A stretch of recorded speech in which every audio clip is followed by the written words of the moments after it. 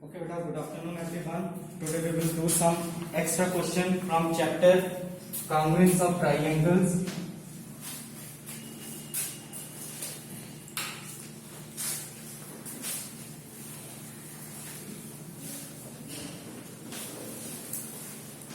From assignment. So first we have question number 15 and question number 15 is look at the following figure. ये जो figure आपको दी हुई है देखिए इधर. Look at the following figure here. AB is equal to AD, AB is equal to AD, and BC is equal to DC. Is triangle ABC is congruent to triangle ABC? सबसे पहले तो हमने ये चेक करके बताना कि ये दोनों ट्राइंगल्स congruent हैं कि नहीं.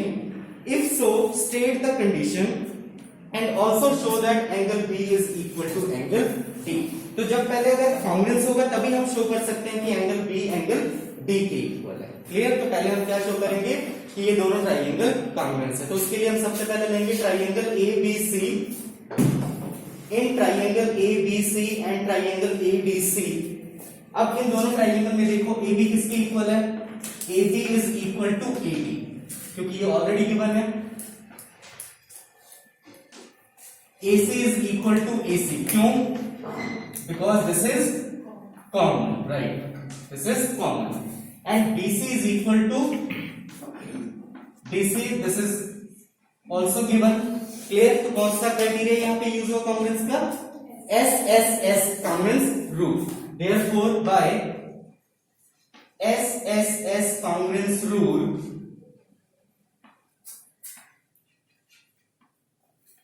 triangle ABC is congruent to triangle ADC, right? तो फर्स्ट पार्ट ये हो गया कि ये दोनों ट्राइंगल कॉन्ग्रुएंट है. सेकंड ये भी हमने शो करके बताना है angle B is equal to angle D. Therefore angle B is equal to angle D by CDC.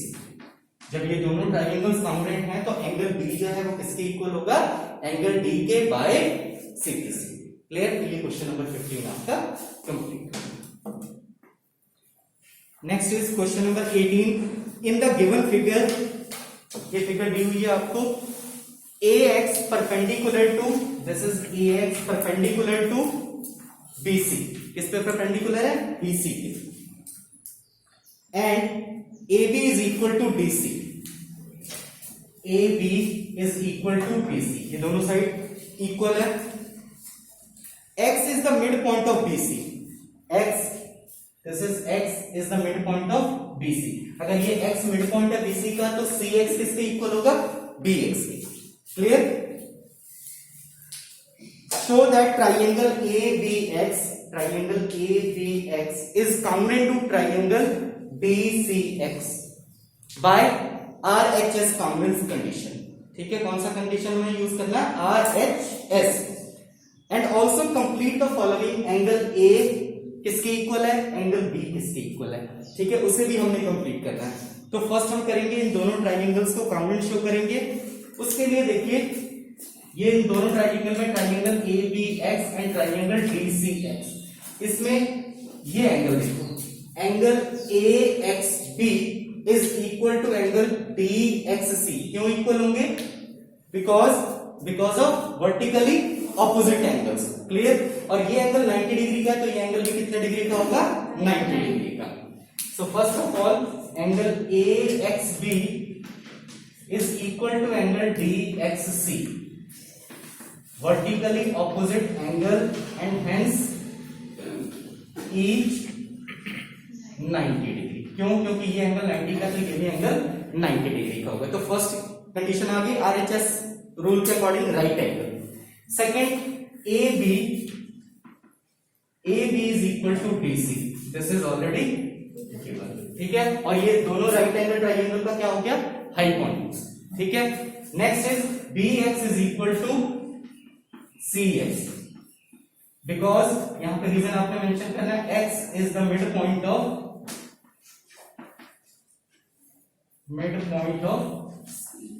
DC. Clear? Therefore by कौन सा कॉन्ग्रुएंस रूल अप्लाई होगा यहाँ पे? RHS, right angle, hypotenuse and side. So by RHS congruence rule,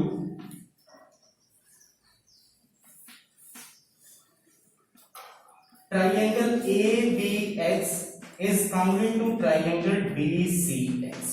congruent हो गए।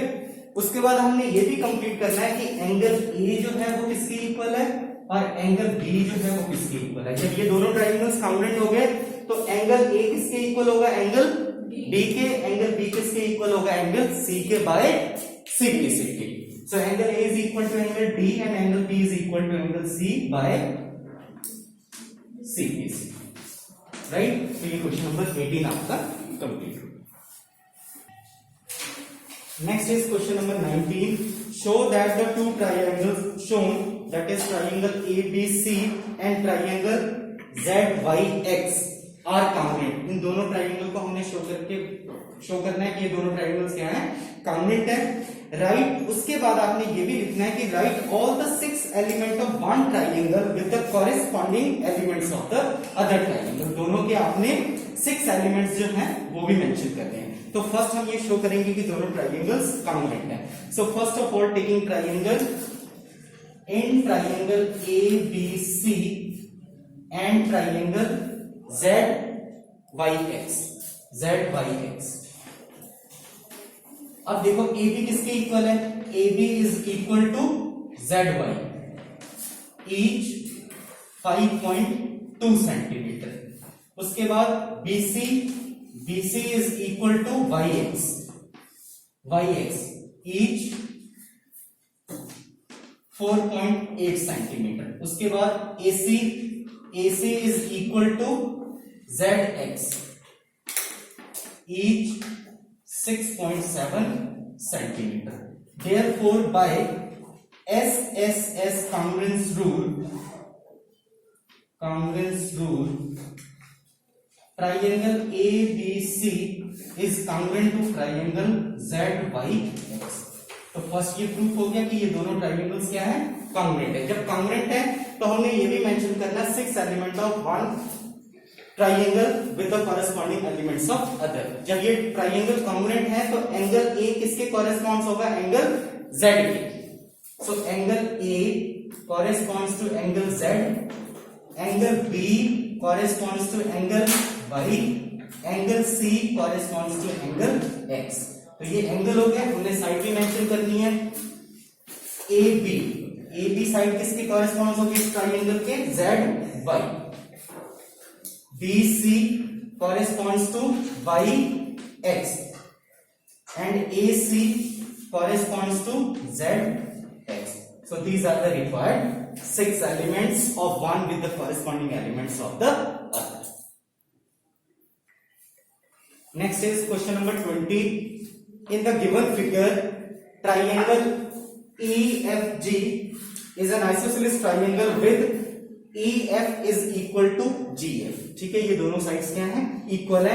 And H is the mid point of EG।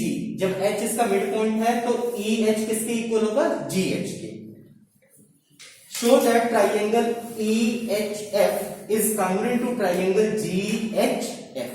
Clear, first हमने ये show करना है। उसके बाद ये भी शो करना है is HF is angle bisector of angle EFG। Clear, तो पहले हम इन दोनों ट्राइंगल को कॉन्ग्रुएंट शो करते हैं। तो first of all taking triangle, in triangle EHF and triangle GHF, EF is equal to GF by, this is already given, HF is equal to HF, this is common side है ये। Next EH is equal to GH. Why? Because H is the midpoint of EG. H is the midpoint of